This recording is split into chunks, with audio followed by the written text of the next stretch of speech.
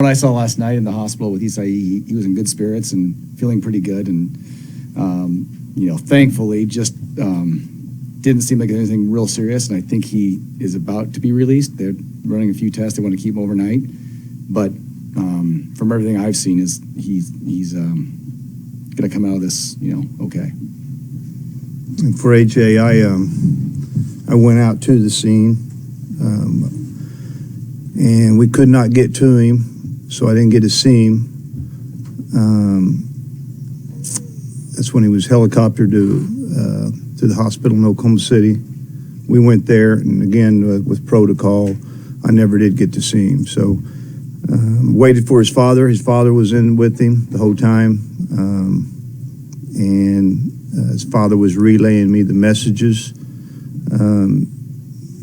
They scanned his body. They did everything they could to just check him pretty quickly, and I think it was at the scene of the crash. He was just a little bit out of it, obviously, and when he got to the hospital and after they scanned him, they came back, said there was no broken bones, but they kept him overnight for other reasons than anything that was any bones broken or major injuries. A lot of police officers. Seemed like a lot of ambulance that was there. You got a helicopter coming in. Yeah, it wasn't a good scene, and my first thoughts was that there was a head-on collision, and I got a call from Coach Dunn. He was a little shooken up and could barely hear him, but he did let me know enough that AJ's been in a car wreck on Highway 33. And so I'm not far from 33, my home, so jumped in my truck, and about 8 minutes later I was where the wreck was. So didn't get to see Coach Dunn. A lot of staff came, and we just sat there, and as we were sitting there, he was flight to Oklahoma City. Yeah, I didn't see the vehicle till late last night. They're lucky.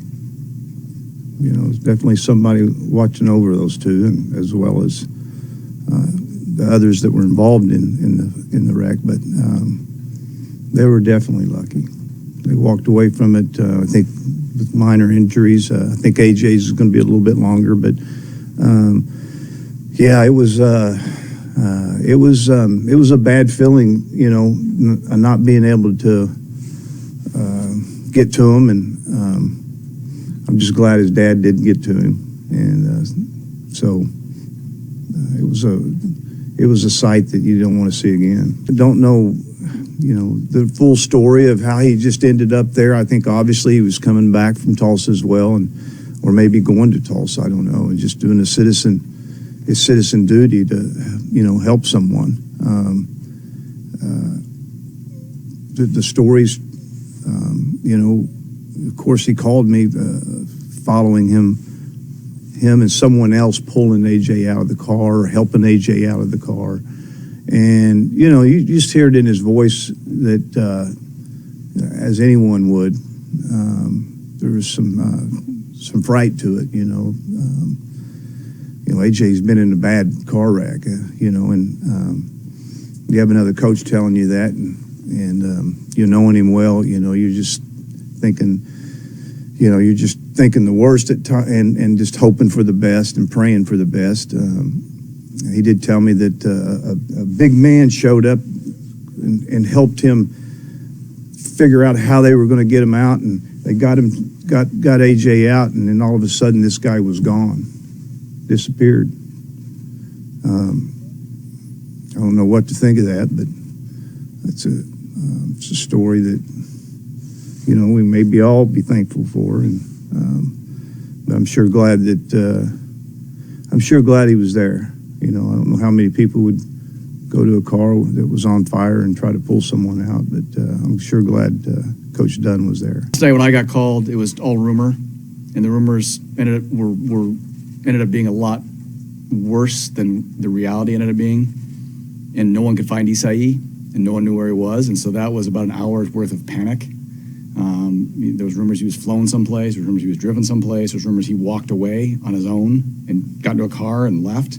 And, his phone apparently burned in the fire. And so his parents didn't know where he was. No one had heard from him. So I just sent out a message to my team. Has anybody heard from him? And no one had. And so I just drove to the Stillwater Medical Center just hoping he might be there. And that's where I found him. And so for an hour there, it was, like Coach said, your mind kind of goes to the worst, hoping for the best. And if he wandered off, do you wander off into the field someplace and collapse? Where is he? So my team, because there was no information, they start to create information, right? And it's, well, so-and-so said this, and it gets changed, and the story got worse and worse. And then, we found him. That kind of put everything to and then everybody wanted to come to the hospital, and the hospital was saying, no, please don't come. We're dealing with COVID, and we got crowded waiting rooms. We don't need people here. So trying to keep the guys away was tough. We had some show up anyway. They let them come see him briefly, so that was good. But that hour was tough. Dudes are kind of inseparable.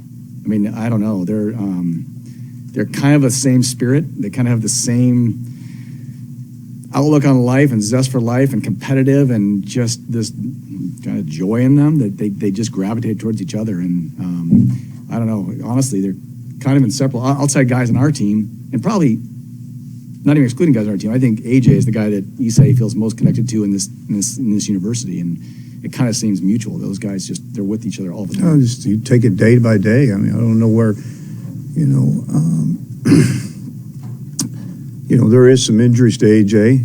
Don't know how serious, so, but we do know it's not broken bones, right? But we also doesn't know that it's not ligaments or something, so feel pretty fortunate where he's at right now. I'm not too worried about him coming back too soon, or maybe not even coming back. I don't know, so I don't know. You just stand there, last night, and you just realize, there's so much more important than whether they come back or not, and so not knowing and standing there and seeing what you see in front of you, you're in a whole different world of understanding what's important. He told me, we have a race this weekend. He told me he was racing, but the doctor said no, you're not. So he's not, but he thinks he is, but he's not going to. Seatbelts save lives. Yeah, so both the athletes had their seatbelts on, and it was a bad wreck for AJ. And it was a bad wreck when you look at the car. Yeah, I think for any coach or parent or someone who works with people this age, this is the thing that, for me as a coach, keeps me awake every night. That call at night. And I've been through it in my career before where I've lost kids to car accidents. And, it's happened 3 times, and it doesn't get easier. It honestly gets harder. And so we talk about this all the time, to kids, don't take anything for granted. It's that quick. And, one looking down at your radio or your phone or your whatever, anything.